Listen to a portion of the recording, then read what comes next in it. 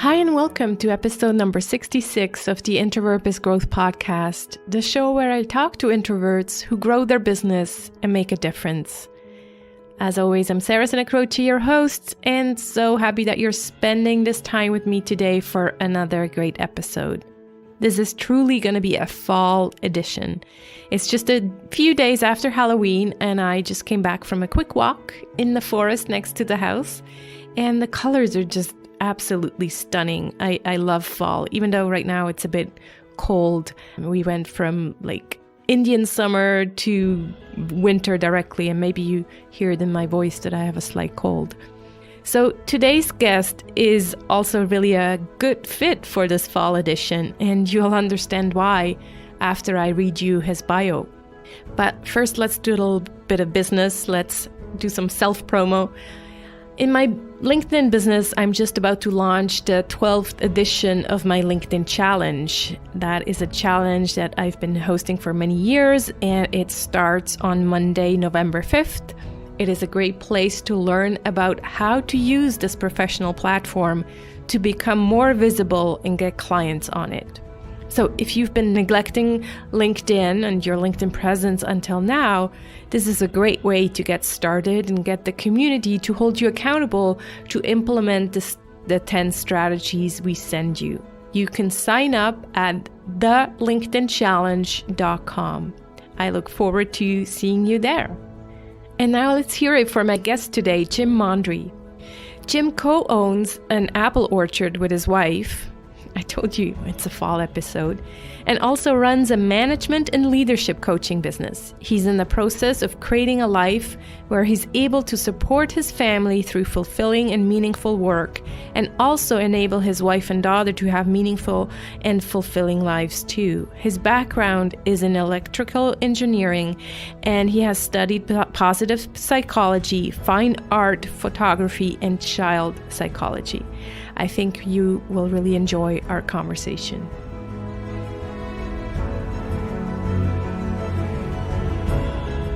Hi, Jim. How are you today?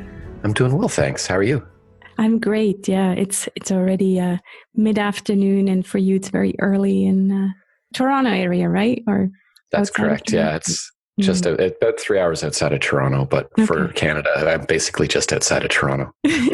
I know. 3 hours from here, we would probably be in France, but for you, it's still in the same city. Exactly. All right. Well, Jim, I just read the official bio and the intro that you sent me, but I want to hear your story kind of with your own words. So tell us a little bit about who you are, who you became to be, and that whole transition that you have gone through going from, the corporate environment into what you're doing today.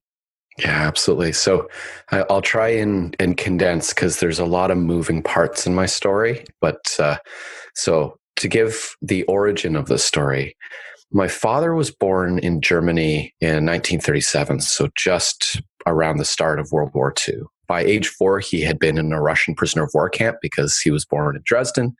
When Russia came through, they basically bombed the city. My father remembers one of his first memories is being in a bomb shelter and seeing one of the foot-thick metal plates to protect them being massively bent and distorted. So my father had a really challenging childhood growing up in Germany. And so his search for his family was to try and create financial safety for his and physical safety for his family. That was his mission in life. I'm so deeply grateful that he did that. But what was interesting is that then planted in me an idea that I have to be safe. I have to make the safe choices. Mm-hmm. So as a kid, I was a musician, and I was a pretty competent musician. I was a bit lazy, so I could have gone farther had I been willing to work harder. But I didn't choose to pursue music. I chose to go into engineering because it was the safe choice. I was good at it, but I didn't really feel any passion for it. And I started working in engineering I did that for 15 years. And eventually, about 5 years in, it became very clear to me that this was not something that I was passionate about. And so I really struggled. I'm going to just very simplify it with struggled got support through therapists, coaches, studying positive psychology, studying leadership, studying entrepreneurship, and started to learn a lot about who I am and what's possible for me, and started to be willing to take risks for myself that didn't put my family at risk, but were ways that in which I was going to allow myself to express myself. And so now my wife and I own an apple orchard, which is crazy for two people who never, first off, hadn't owned a business before, and also didn't really, the only thing we didn't kill that was a plant was a Christmas cactus. So now somehow we are trying to make 5,000 apple trees thrive, and we grow a pumpkin patch. We are slowly expanding some of the things that we're growing, and then on top of that as well, I help new leaders develop the emotional and social skills that they need to motivate and inspire others. Wow. Yeah, I definitely want to dig deeper into both worlds, but let's start with the apple orchard. How did this idea came about? Like, did you have childhood memories of visiting these orchards, or how did that? Absolutely. So the apple orchard really is my wife's personal story. Okay. So my wife grew up in the town where this orchard is. It's a small town called Port Elgin. And the orchard had been here, but it was kind of a word of mouth thing. But we found out about it while we were in university. We started dating early in university.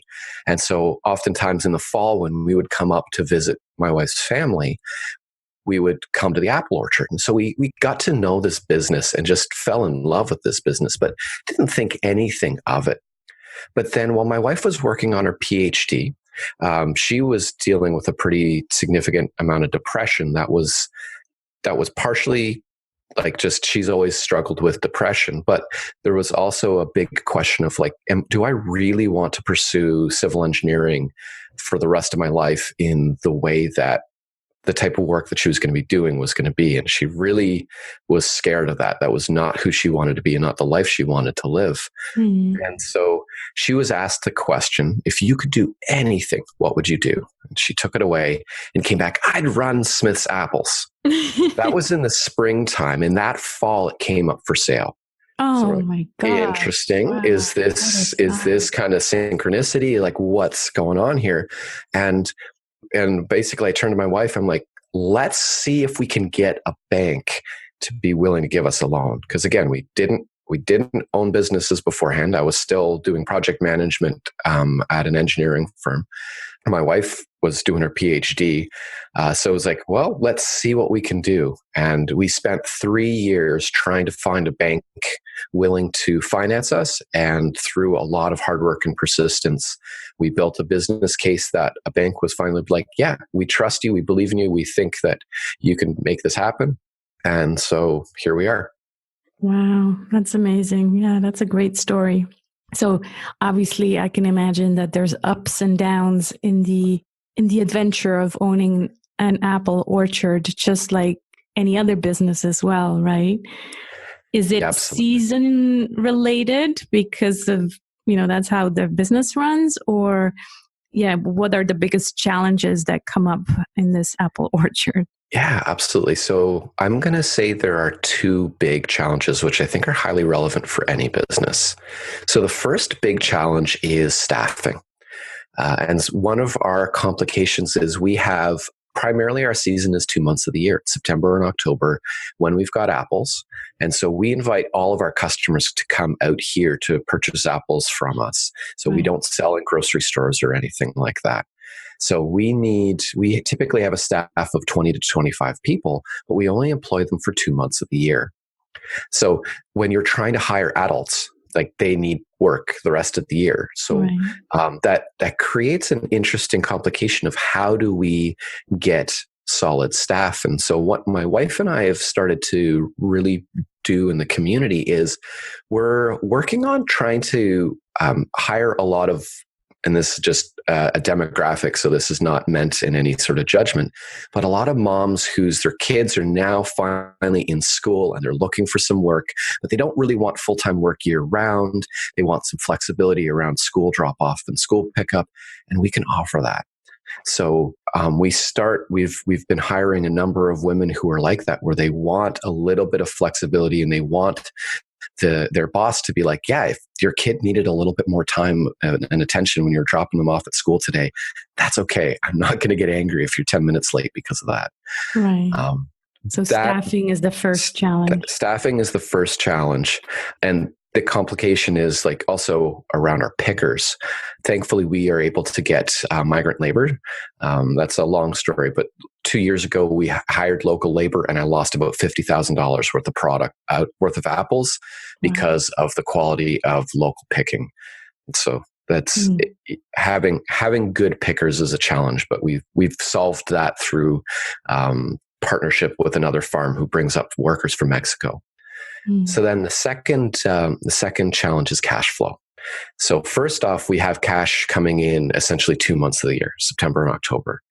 And so that means July and August, when a lot of our cash flow is going out to get prepared for the year, is when things are tightest.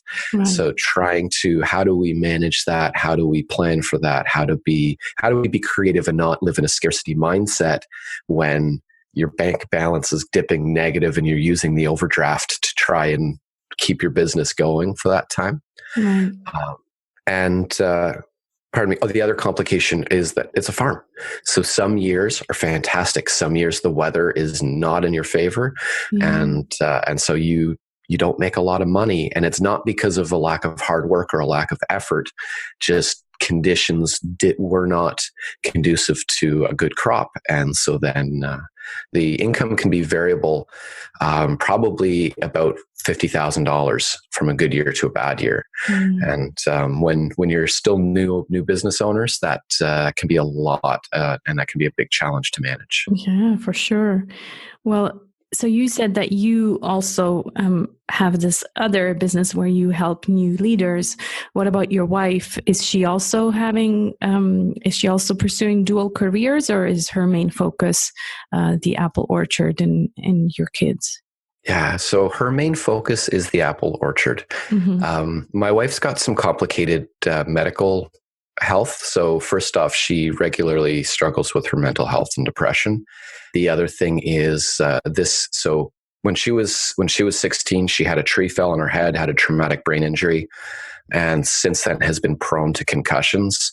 And unfortunately, this has been a really bad year for concussions. So most of the spring and the summer, she's been working, but we're trying to help her manage her energy. So it's she just doesn't have the bandwidth to do two, a gig and a side gig when her brain is just not well. Yeah, just dealing with that.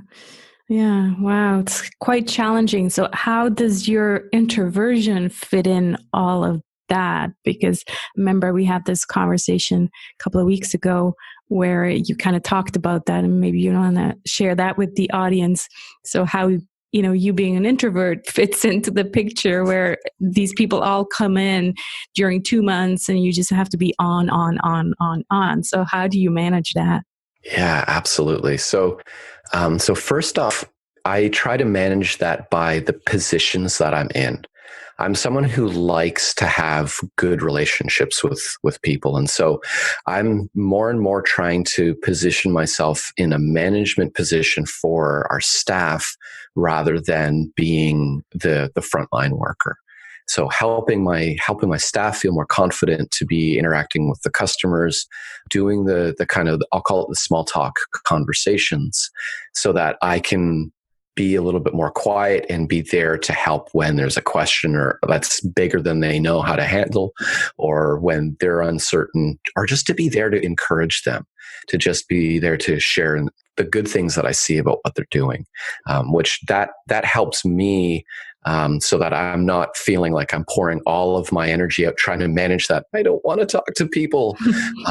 So, I'm slowly pulling myself a little bit back from the front line. I'm still in the business daily doing work, but it's often a lot of work that's in the background to give me the space to be there to support my team as they need it, but also to recognize that, I don't mind talking to our customers. We have some wonderful customers, but at the same time, if I spent my whole day doing that, I would be wrecked, and it would be hard to actually manage the business when I'm spending all my work energy in the business. Right. Yeah. What about the challenge? And maybe we can relate the challenge to your other work where you coach these new leaders. So what do you feel is challenging in that work? What do you see there that is more difficult because you're an introvert? Yeah, absolutely. So it's the exact opposite type of business to our farm, because as a coach, I need to attract customers to me. I need to really be doing the work to be building relationships and talking to people and reaching out. Right. Whereas with the farm, it's like they come to me. Mm-hmm. So I have to really overcome my desire to just kind of be quiet, or, create LinkedIn videos or whatever that I, creating posts on LinkedIn is easy for me as an introvert because I'm not really interacting. Whereas I'm really finding to build my business, I have to be regularly networking. And that means getting on calls with new people and putting myself in situations that are a little uncomfortable, knowing that this is good for enabling me to build relationships, build connections that will lead to referrals, that will lead to business. And, it's also led to building some neat friendships with people. Like I've connected with someone in France who's a really cool person, and we've just started a friendship, another one in Las Vegas, all through this kind of networking work that I'm doing as well.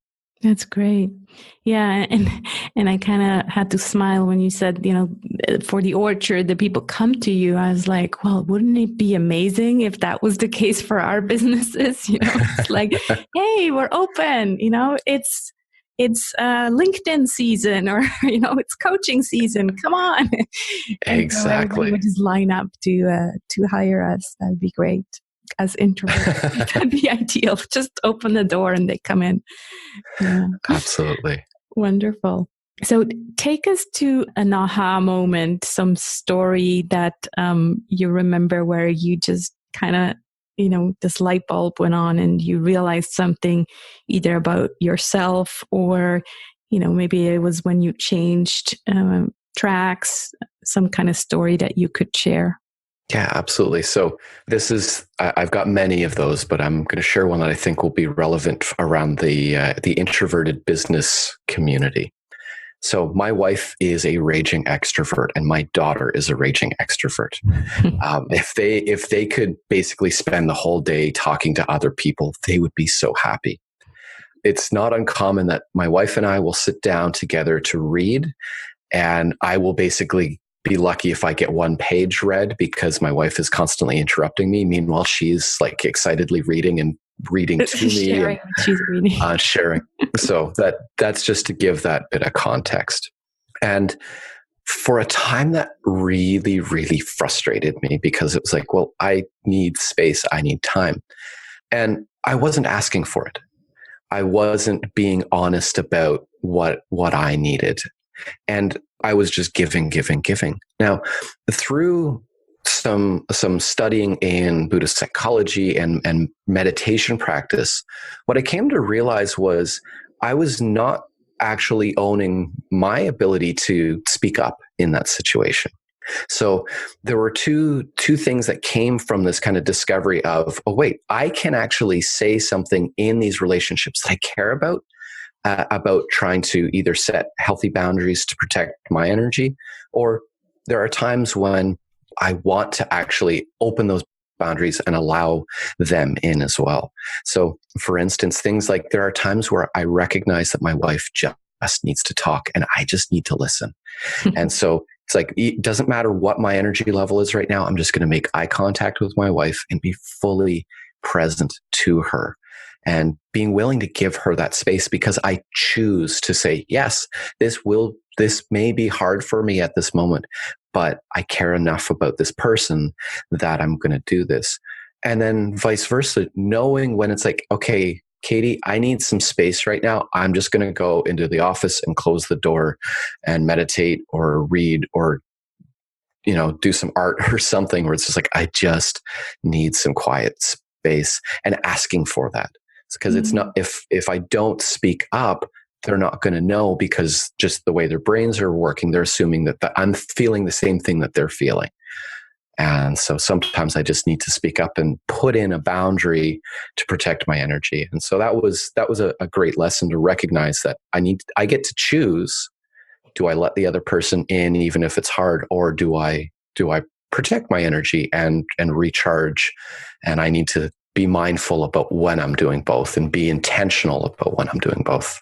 I love this story, Jim. Thanks so much for sharing that. I think it's so important for us to realize that it's not just about setting boundaries in our business, for example, but even with the people that, we're surrounded with the most and that we love the most. It's extremely important. And I think it takes some life experience, I guess, to realize that, and for the other person also to be, mature enough to say, "Oh, okay, I didn't know that, but yes, of course, I'll respect that." So definitely, absolutely, and it's really powerful in business when you're mindful of that, because you're going to have times where your employees need you.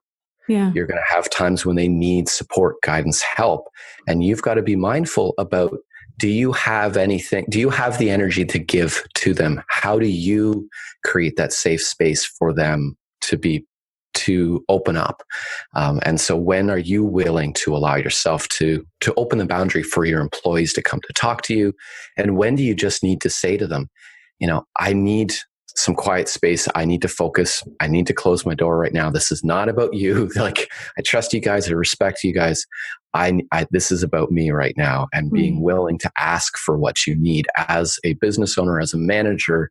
That sometimes it's okay to say, I'm not responding to email for the next half hour. I'm not going to respond to the phone, just so that you can have some quiet focus, or, go for a walk at lunchtime and just, decompress from interacting with people, whatever that thing may be. Is recognizing you have a choice, and be mindful and be fully embracing whatever choice that you make. That's so true. And I think sometimes it takes some courage to be different, because I see it with my husband, who's also an introvert, and he's in a corporate setting. And he tells me I'm the only, he's lucky enough that he's, the manager, so he can pretty much be the kind of the leader in these new ways as well. But he says, I'm the only one who does that, goes for a walk or goes out into nature and bring my lunch with me. Everybody else, they eat together. And then sometimes it kind of comes over as him being not wanting to be part of it. And why he does it is just really, he needs that break. He needs to, be outside and not think about the work environment. So yeah, definitely recommend that to listeners. If you're in a corporate setting, like, you have a choice. Like Jim said, you really have a choice. And sometimes, yes, it takes some courage to be different. But actually, not some. It takes a lot of courage to be different. That's what I realize every day. Absolutely. Let's change gears a bit and talk about the 3 golden nuggets, like I call them on this show. So the first one is a personal habit, something that you do on a regular basis. And I have kind of an idea, because you already mentioned something that you do every day or regularly that contributes to your success. Yeah, absolutely. So I'm going to throw out meditation as something that it is a practice that I do daily. Typically I do 20 minutes a day. When I'm really busy and stressed, sometimes I drop that to 10 just so that I can get 10 more minutes of sleep. But meditation has been a really helpful one for helping me be aware of what I'm thinking, and then what are the beliefs that are leading to that thinking. Because sometimes the things that we struggle with and are stressed about most are actually due to some false belief that we've created to keep us safe and secure. And so when we can start to see those, then we can really make a change in terms of our lives, our businesses, our relationships, whatever. Because then we're really empowered to actually create the life that we want. Yeah. So powerful. And I guessed you would say meditation, because we've been on a Lisa Peterson's program together, and that's kind of how we know each other. So meditation is a big part of, of my daily routine now too. So great. What about something that you use for your leadership coaching business, some online tool that you would like to share? Interesting. So I'm trying to think through what what I might say in terms of an online tool. This is going to sound really, really silly, but Google Calendar. Okay, Specifically what I'm thinking is color coding and blocking time so that you can actually be in control visually of your schedule. Mm-hmm. I know using Microsoft Outlook, where there were days when I was working in an office where you could have like multiple days all booked up in meetings, and there's just this big sea of blue, even though each meeting was different and there were different discussions happening. But there's this kind of heavy blue weight on you. And so with Google Calendar, you can change the color of the meetings so that you can actually be like, oh, see, there's actually some change. It's not just I'm wasting my time in meetings all day. Here's the discussion that we have scheduled with a friend. So this is actually a coffee date, or here's a different color for a meeting on some innovative products that I'm really excited to be working on. Or I love that, Jim. I just realized I don't do that. I do, you know what I do? I have every kind of really like something that I don't have to forget. That's always in red. So like, our podcast recording clients, that's always in tomato red. But to have another color, like, I don't know, turquoise or pink for like my walks, or, just schedule those fun things in there too. That's a great idea. I will start doing that. And here's a fun bit of psychology as to the benefit of especially putting in scheduling your walks or other things that are fun into your calendar, and especially into the future. I forget the name of the researcher, but this was someone who spent a lot of time researching procrastination. And given that all researchers research their own problem, I can only imagine how hard it was for a procrastinator to research procrastination. But what he found was that by reminding ourselves that we are going to get to do something we enjoy later, we're actually far more likely to focus and do the thing that we're struggling to focus on right now. So by scheduling intentionally into your calendar a walk in nature later, or whether it's a coffee with a friend, or 30 minutes to read a book that you love, or whatever the thing is that helps you de-stress, that just brings you joy, actually put that into your calendar. Because then when you find your mind being like, oh, I'm so tired and I just need to focus and I don't want to focus, you can remind yourself, oh yeah, I am doing this later. This is my reward for doing the hard work now. Yeah. And having the different colors, then when you go back and look at your week and you thought, oh, it was such a tough week. And then you're like, oh, but there's a bit of pink in there, and there's a bit of, different colors in there. So I love that Exactly. idea. Thanks so much for sharing that. What about a book that you would recommend to the Introvert Biz Growth audience, and why? Yeah, absolutely. So I'm gonna recommend one that I absolutely love, and it's The Lapsed Anarchist's Guide to Being a Better Leader. So there's. Yeah, and that's why I wanted to share it, because it's not one that got a lot of attention. So in Grand Rapids, Michigan, there is a small community of businesses known as Zingerman's. They started as a deli. They've built up a bunch of different restaurants, but they're very local to Grand Rapids, Michigan. But they've got a really unique way of managing and leading their team, and it's partially from like a very working class background. One of the initial founders actually studied like anarchist theory and social change theory in university. So they really brought an attitude of, we want to honor the people working for us. Like, they're not just employees, they're human beings that are giving their energy and care to our business. So how do we respect them as family members and as people who are part of our team? Like, they're more than employees. And so they've written a series of books called This Lapsed Anarchist Guide to. They've got one, Building a Better Business, and then Building the Better Leader is one that I really enjoy the leadership lessons in it. Some of them are, I'll say at this point, you'll see articles about similar ideas in like Inc. magazine or Harvard Business Review, but there are still some really unique influences that they brought in that I really enjoy when they're quoting anarchist theorists, and you're like, whoa, that's a really cool idea for how to actually build a community. So that's one that will be outside of the norm, and I think is worth reading. That's great. Yeah, because it's always so interesting when there's new mentions of books, right? I mean, we've heard Susan Cain's book many times, and there's just the classics, and I love it when there's new ones. So I'll definitely make sure to link to that one. Thank you so much for sharing. The new question that I've recently added to the podcast interview flow, and you've already seen that because I've posted it on LinkedIn and you answered, is all about marketing with integrity. So what does that mean to you, and how do you apply it in your business? Yeah. So I already gave you an answer on LinkedIn, and I'm going to give a little bit more nuanced answer here. So long story short, I got burned with one of my first coaches that I hired, and basically lost $10,000 with someone who really was not a competent coach. Mm-hmm. And so that was a painful lesson where someone was very skilled at marketing and I'm going to use the difficult phrase of manipulating.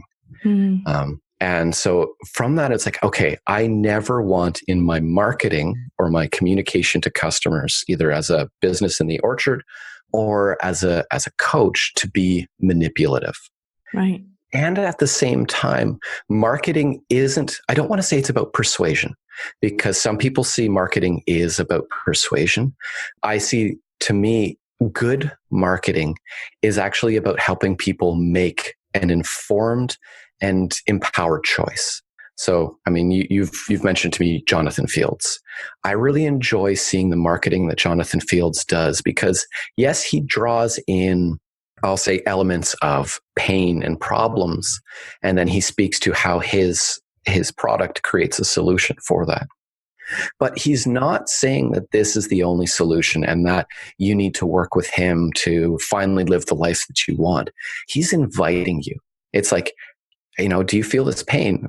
I know what you're talking about, and I think I've created a solution. And if you wanted to try it, I'd love you to join me. And so for me, marketing with integrity is about communicating and speaking to the audience exactly where they are, offering them information or ideas that will be of benefit and of service to them, and then inviting them. So it's like, you have the power to choose. I want to let you make the right choice for you. And if the right choice for you is to say no, and you want to stay where you are and you don't want change, awesome. Like, that's not a downside for you. So does that make sense, where it's about communicating, it's about connecting, and it's about speaking to the audience where they are and how you can serve them. Yeah. But it's ultimately about empowering them to make the right choice for themselves. Definitely. Yeah. And that all happens in conversation, right? Whether that is through, email first, and then from there you invite them to a call with you, or whether that is through offering value through the videos you're posting on LinkedIn. But it's offering value first and then inviting them in. And yeah, Jonathan Fields, it's, I invite you to camp. For you, it's, well, I invite you to having this conversation on Zoom first, or whatever it is. But I totally agree that it's all about offering value and serving first. Totally agree with that. Yeah. There's just one thing that Jonathan Fields started doing on his podcast that it kind of made me go, that doesn't, as an introvert, that doesn't work for me. It's these sponsored ads that he's reading lately on his podcast. I wish I could ask him about it, because I can just, as an INFJ, I almost hear his struggle reading those dog food commercials. So I'd love to ask him about it and say, do you really believe in these doorbell, whatever cameras or whatever you're promoting on your podcast? Yeah, because I know for him, it was a difficult choice of when does he start accepting sponsorship, and I think for him, you'll have to talk to him in detail. Have to talk to him, yeah. But I do know that it's enabled him to actually create more space for himself. So while on one hand, it might seem out of alignment, on the other hand, I think there's something bigger going on for him and his creative process that might actually be enable that. Yeah. So that's, but to go back to the marketing with integrity, it's, I want to make sure that any message I ever communicate is like in alignment with my values. And that I think is the most important. So like we do radio spots, we do a lot of Facebook advertising for our orchard, and anything we're speaking, I always want to make sure it's authentic, it's in alignment with our values, and it's going to speak to, it's finding the intersection between our customers and who we want to be as a business. Of course. Yeah. Thank you. Well, we're coming to an end here. We need to wrap this up. This has been beautiful. Thanks so much for sharing your stories with me. I always ask the final question, what are you grateful for today or this week, Jim?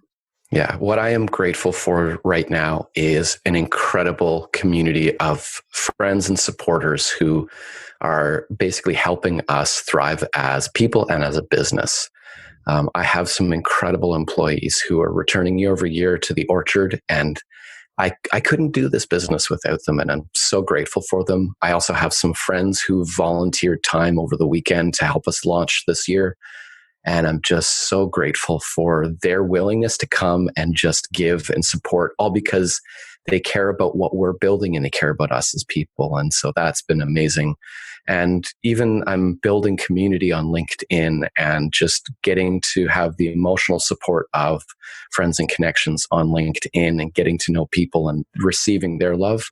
That is so huge and so powerful. So I'm grateful for community. Thank you. That's wonderful. Thanks so much for taking the time to share this with me, with the audience. I wish you a wonderful apple season, Jim. Thank you so much. And I hope you have a wonderful fall. Thanks.